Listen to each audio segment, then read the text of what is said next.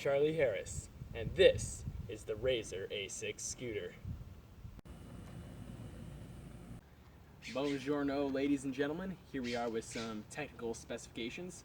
Starting ourselves right off, we've got 10-inch diameter urethane wheels, a fender brake, a beautiful anodized aluminum frame with a 13.8-inch deck length, kickstand, patented anti-rattle folding mechanism, very important.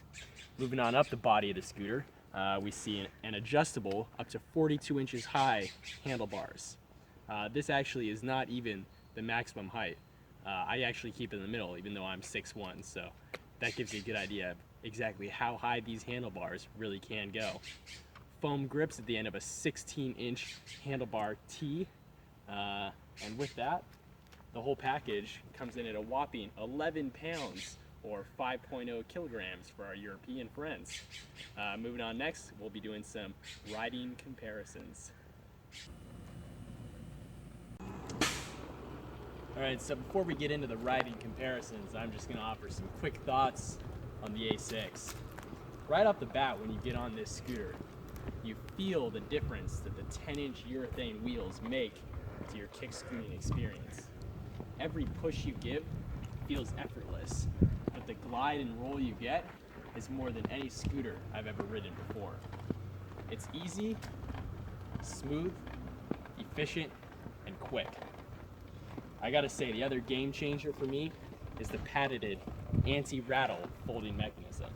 If you're like me and the surfaces you ride on normally tend to have a lot of bumps, cracks, or even just uneven surfaces, you'll notice other scooters with folding mechanisms make distracting loud noises.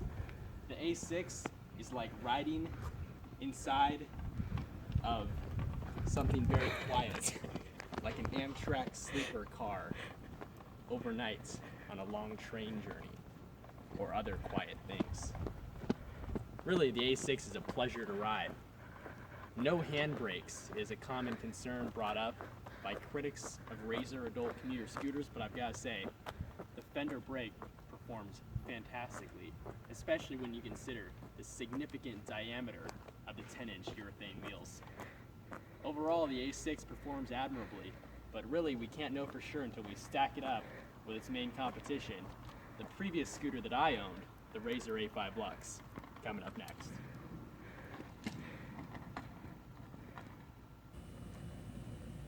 Alright, ladies and gentlemen, here we are, the main event.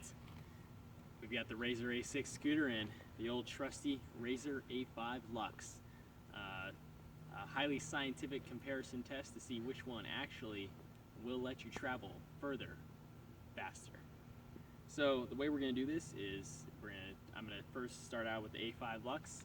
I'm going to give it two moderate shoves with my leg down the street. Then I'm just going to ride it, let it roll until it stops. We're going to mark it with that blue and pink skateboard on the ground right there. And then I'm going to ride the A6. And we'll leave the skateboard out so we have a visual of how far the red one made it.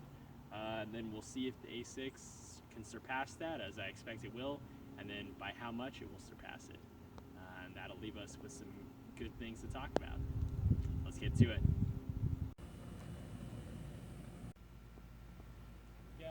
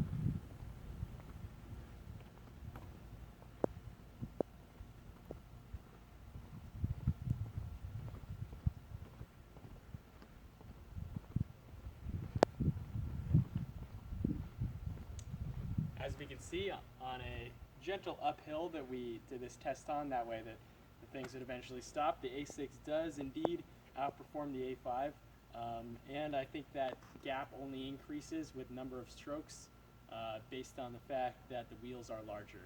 So as we can see, the A6 is indeed the superior kick scooter.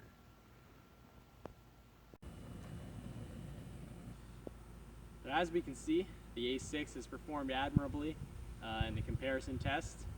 We took you through some overall impressions in the gentle scootering impression section. The technical specifications are impressive. I'd say this is a worthy scooter for any kick scooting enthusiast or commuter who is fed up with the bipedal routine that they've fallen into. This has been Charlie Harris and the Razor A6 scooter. Thank you for watching.